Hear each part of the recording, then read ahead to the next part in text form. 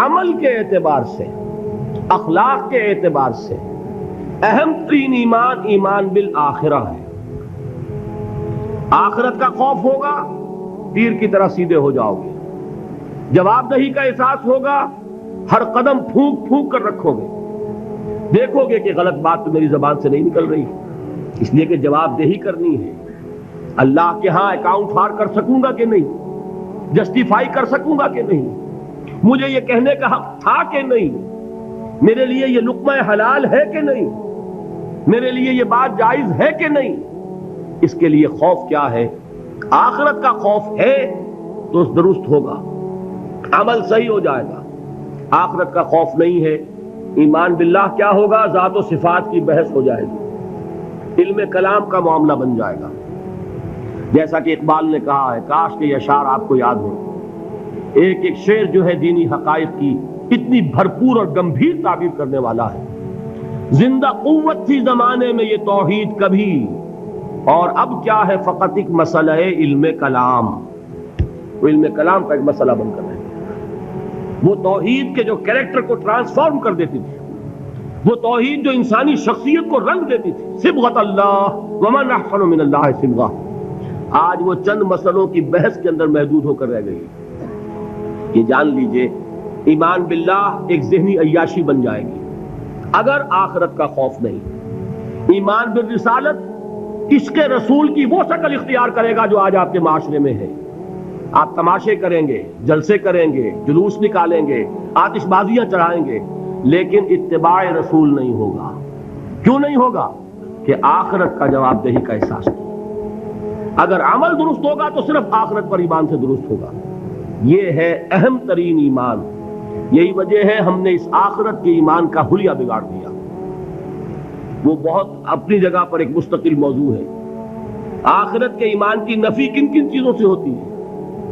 ایک یہ تصور جو یہودیوں کا تھا، نحن ابناء اللہ وحباؤہ، ہم تو اللہ کے بڑے چہیتے ہیں، لاڈلے ہیں، ابراہیم کی اولاد ہیں، اور ہمیں تو آگ چھوئے گی نہیں، چھوئے گی تو چند دن کے لیے، لن تمسنا النار الا ایاما معدودہ۔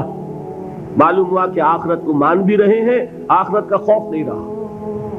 جب ہم چہیتے ہیں، لاڈلے ہیں، سیاں بے کوتوال، کاہے کا ڈر؟ لہذا ہمیں تو کوئی خوف نہیں، جہنم ہوگی دوسروں کے لیے، ہمارے لیے تو ہے نہیں۔ یہی بات ہمارے ذہنوں میں بیٹھی ہوئی ہے۔ ہم جو کچھ بھی ہیں، خار ہیں اور یہ ہیں اور وہ ہیں، لیکن تیرے محبوب کی امت میں ہے، لہذا ہمارا کلیم ہے جنت is our birth right, we have a reservation there. کون ہمیں اسے ڈپرائیو کر سکتا ہے؟ معلوم ہوا کہ آخرت پر ایمان ختم ہو کر رہ گیا اپنی تاثیر کے اعتبار سے۔ اس کا آپ کے کردار پر، آپ کے اخلاق پر، آپ کے عمل پر کوئی اثر مترتب نہیں ہوگا، اس لیے کہ نفی کر دی ہے اس تصور۔ اور اس میں کوئی ایک چیز نہیں، بے شمار چیزیں ہیں جس نے آخرت کا سارا خوف دلوں سے نکال لیا۔ اور آخرت کا خوف نہیں ہوگا تو عمل درست نہیں ہوگا، پھر عشق رسول وہ شکل اختیار کرے گا۔ کھڑے ہوئے ہیں اور نعت میں زمین و آسمان کے قلابے ملا رہے ہیں، اور شکل دیکھیے تو 12 بجے ہوئے ہیں۔ سنت رسول صلی اللہ علیہ وسلم کی توفیق نہیں ہے، لیکن عشق رسول کے وہ بلند باغ دعوی ہیں کہ معلوم ہوتا ہے کہ اپنی جان اور تن اور من اور دھن سب کچھ ابھی نچھاور کر دیں گے، لیکن یہ ہے کہ رسول کا اتباع نہیں کر سکتے، رسول کے نقش قدم پر نہیں چل سکتے۔ قرآن پر ایمان کے دعوی ہیں، قرآن جس شے کو حرام ٹھہرا رہا ہے اسے اپنے لیے جائز کیا ہوا ہے۔ اللہ کے رسول فرماتے ہیں، ما آمن بالقرآن من استحل محارمہ، جو قرآن کی حرام کردہ کسی شے کو اپنے لیے حلال ٹھہرا لے، اس کا قرآن پر کوئی ایمان نہیں۔ یہ سب کچھ کیوں ہے؟ آخرت کا خوف ہے۔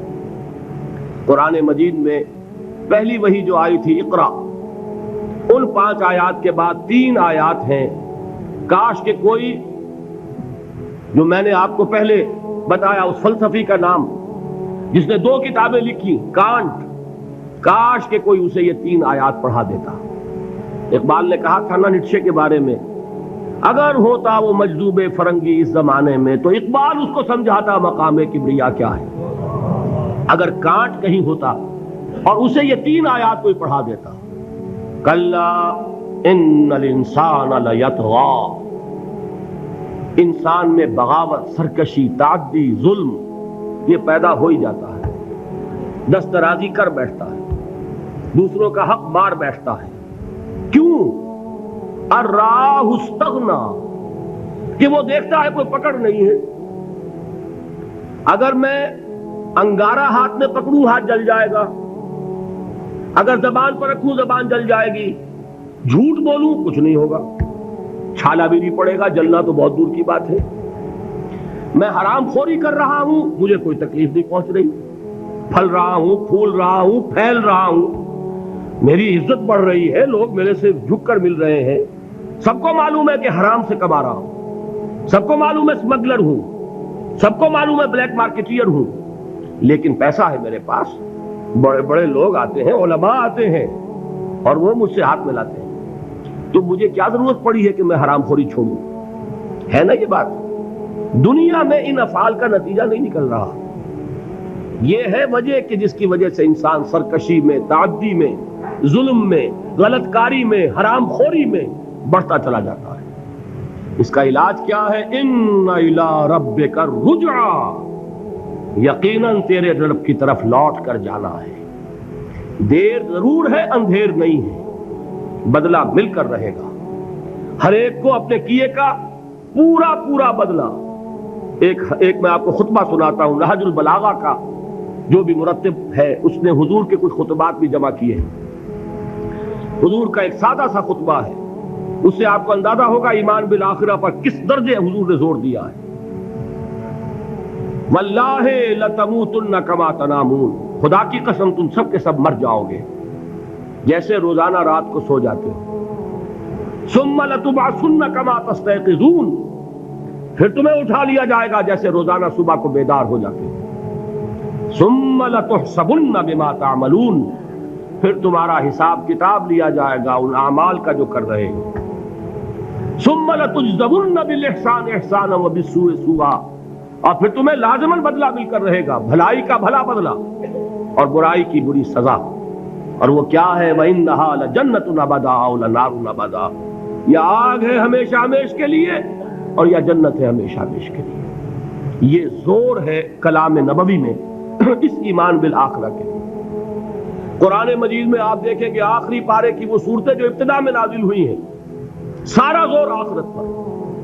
القارعہ ما القارعہ وما ادراک ما القارعہ یوم یکون الناس کالفراش المبثوث وتکون الجبال کالعہن المنفوش فاما من ثقلت موازینہ فہو فی عیشۃ راضیہ واما من خفت موازینہ فامہ ہاویہ وما ادراک ما ہی نار حامیہ.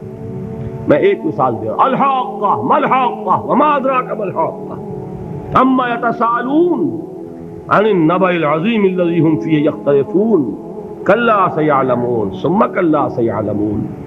سارا زور آخرت پر ہے، اس لیے کردار بنتا ہے اس آخرت پر یقین کے نتیجے، عمل درست ہوگا اس آخرت پر یقین کے نتیجے میں. تو ایمانیات ثلاثہ کی ایک دوسرے کے ساتھ جو نسبت و تناسب ہے اہمیت کے اعتبار سے، اس کے لیے یہ الجبرے کے فارمولے کی طریقے سے یہ حقیقت ذہن نشین کر لیجئے.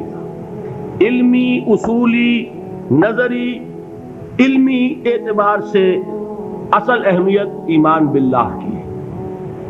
قانونی، فقہی، شرعی اعتبار سے اصل اہمیت ایمان بالرسالت کی ہے. اخلاقی، عملی اعتبار سے اصل اہمیت ایمان بالآخرہ کی ہے.